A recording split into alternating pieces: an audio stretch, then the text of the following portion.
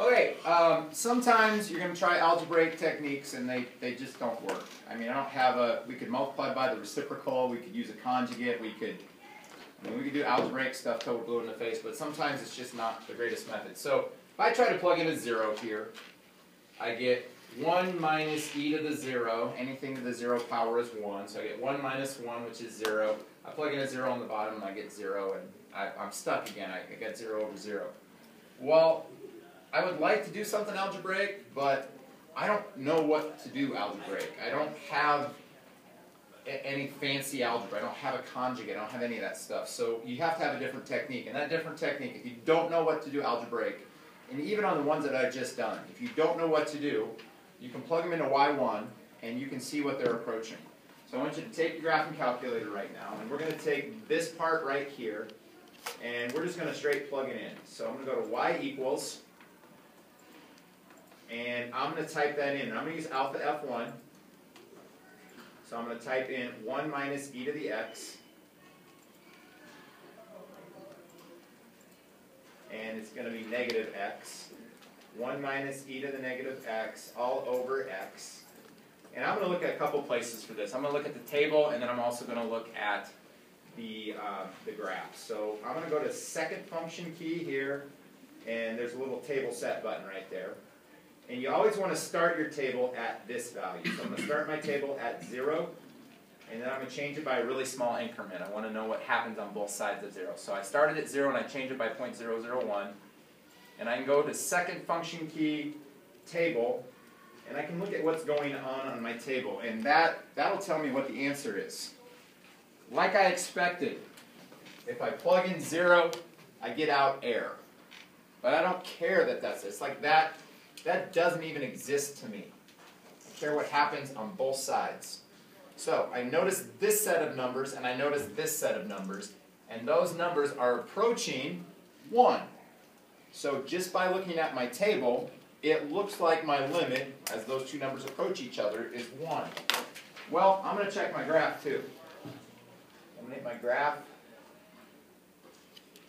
and that's the picture. I'm even going to zoom back to my standard screen. I want to see what's going on. That was a pretty good picture of it, but here's my standard screen. And I care what happens at 0. So I check this set of numbers, and I check this set of numbers. I'm checking the graph, and I ask myself, as those two numbers approach each other, and this graph it's like this, even though there'd be a little bitty hole there, what are they approaching on both sides? And just like my table showed, my limit as x approaches 0, on both sides they're approaching 1. So my answer is 1. You don't have the algebraic skills or techniques, or you can't do anything to it, you can just plug it in on your graphing calculator and do that. Answer is 1. All right, let's do this one. I don't have an algebraic way of doing that. I'm going to plug in 0. 3 times 0 is 0. The sign at 0, this point is 1, 0. The sign is the y. Y is 0, so the sign of 0 is 0. X over 0 is 0. I get 0 over 0 again. The thing blows up. I can't use direct substitution. I don't have any algebra to mess with that. Okay, go to your graphing calculator. On your graphing calculator for trig functions, trig waves, your mode has to be in radians. So if you're not in radians, this won't work. So I hit mode radians, and now I'm going to type in y equals 3 sine. Oops. I'm going to use my alpha F1 key again, my fractional key. The sine of 3x divided by x, and again I'm going to go to my table set. I'll start it at 0, I'll start with 0, and then I'll change it by that. I'll go to my table and I'll look at it.